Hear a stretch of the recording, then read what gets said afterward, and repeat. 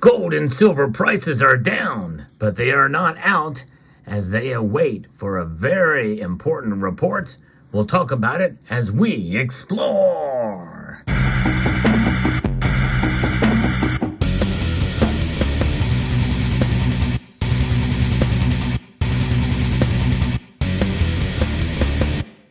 Indeed, gold and silver are moving to the downside today, providing some buying opportunities as the metals, all of them take a hit, except for rhodium, which is kind of interesting to see. But what's going on here? Well, I'm going to explain and tell a little bit about the markets here in this market report. I hope you will consider subscribing to the channel if you've not done so already, if you enjoy videos like this. But gold and silver indeed are awaiting an important report. Here is where the markets sit right now. Gold is down almost a half a percentage point, down $9.30 to $1,969.20. It's been a little while since we've seen this price for gold. It's encouraging if you're a buyer to see it fall a little bit in the last day or two. Silver is down 1.7% mere moments before the markets close at $22.71, below that $23 mark. You know, silver is seeing some resistance around this area. We've not seen it fall below this number for a little while. And we were seeing some comfortable numbers around $23 an ounce, but it has broken past that. And it's all because of what I'm about to tell you here. Platinum and palladium are down. Palladium took a huge hit today, over a 4.5% drop, down $50 to $1,080. It's getting closer to platinum right now. That's a whole nother story as to what's going on there. I think there is some, battle waging between those two metals. Platinum fell too, but it only fell $14. So kind of remarkable to see. Now, the dollar index is actually strengthened pretty strong today. It's kind of remarkable to see. It's up a quarter of a percentage point to 105.53. Still well below what we see it. You saw it before at 107 and 108. The S&P, the NASDAQ, and Dow Jones Industrials are also up right now. In other words, that means that there's a lot of confidence, or more confidence now, in the general market. Not so much fear now, as we are getting reports of what's going on in Gaza right now. Israeli troops, the IDF, are entering Gaza City right now. There's really not much geopolitical fear that's happening at this moment, and not as much saber rattling from Turkey and other nations. So what does that mean? Well, it means the markets are reacting to that on a day-by-day basis right now. All as what has been expected is occurring, and so now the metals complex is starting to digest the information and news and are reacting accordingly, which means that there's really not as much surprise right now. And as I predicted before, once you see some of these geopolitical uncertainty, events unfold, the uncertainty will dissipate in due course once it's implemented. And right now, the new normal is Russian troops in Ukraine and war happening there, battles waging every single day.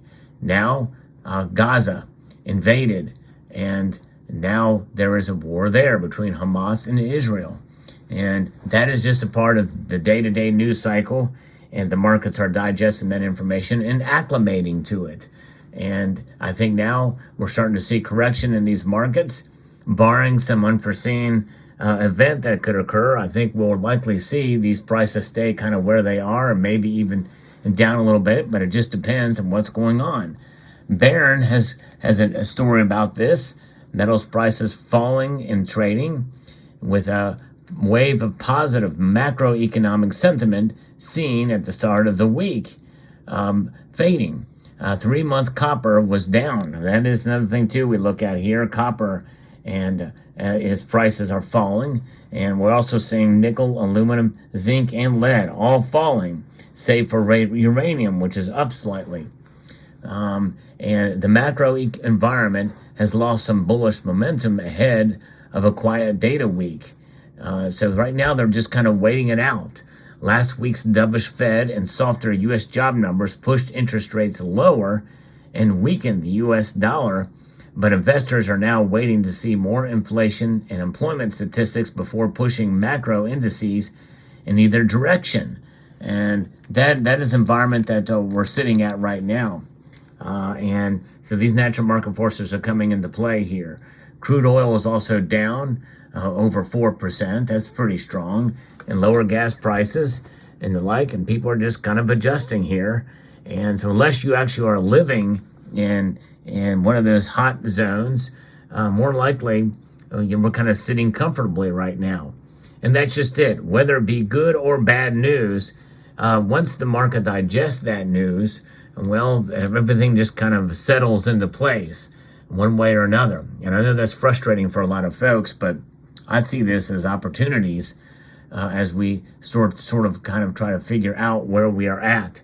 As market sentiment falls into place, as we start to see a lot of different sections of the economy kind of work its way through, because I think that's what it is. Most people want to see things progress in a positive direction, even to the point where they put blinders on about what's going on in the world around them, not only in terms of geopolitical events, but also just in terms of economic sectors and indicators that are leaning in a direction. I'm hearing stories about, some agencies laying off more and more people, another bank closure I've heard about. I've not really been able to substantiate that yet, but there's a lot of things on the horizon that are happening right now that should signal something greater that could be coming in a negative direction.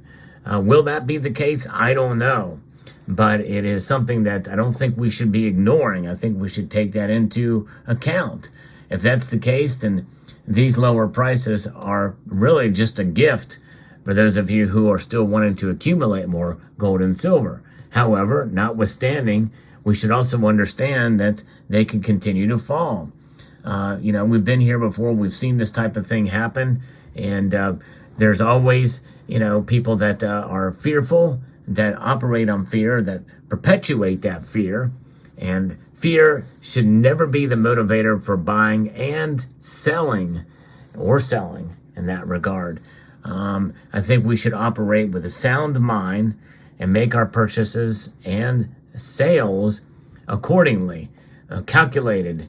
And but obviously, with everything that's going on in the world, it is a fearful situation that we live in. With everything that's going on at a rapid pace. So you can understand that, but just do not let it cloud your judgment. It's one thing about fear. Yes, you can be fearful, but the thing is when you react to that fear emotionally is where you get yourself in trouble. And we don't want that. We want sound judgment all across the board. Because what happens when people operate out of fear, and once the fears become unrealized, or they don't manifest, the events don't manifest the justification for that fear, what happens? People get jaded. They feel like they've been scammed. They felt like they've been sold a bill of goods about what's going on in the world today.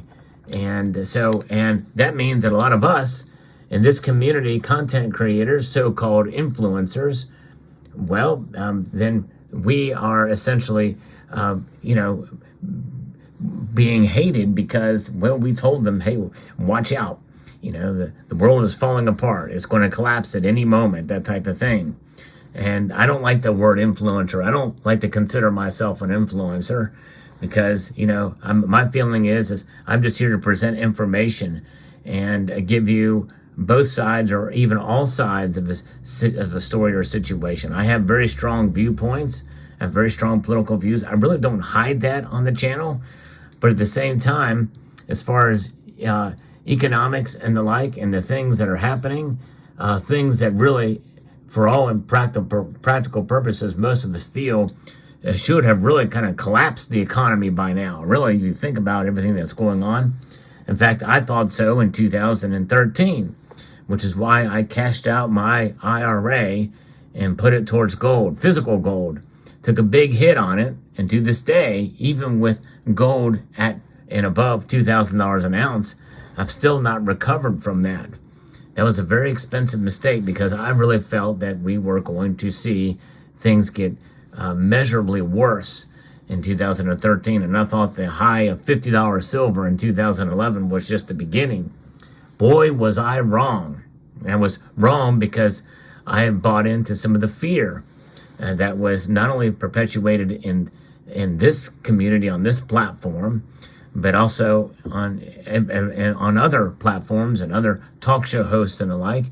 Thing is, you learn very, very quickly that you have to just take things day by day, be prepared in multiple different ways, including having gold and silver, and realize that, you know what, if for some reason you don't feel comfortable buying gold or silver, then don't.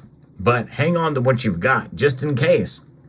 That's why I look at it as an insurance policy, because there's going to be times where silver is going to be a losing proposition and it's going to be a winning proposition, and somewhere in between. And really the same thing could be said for gold. However, I think most will agree that gold has kind of proven itself as a store of value and a wealth protector for longer in a more resilient way than silver has because of the volatility of the metal. So there you have it. So there's your market report for today. I hope you found this video informative, insightful, and educational. I would like to extend a multitude of gratitude to each and every one of you for watching, and to encourage you to please rate, share, comment, and subscribe.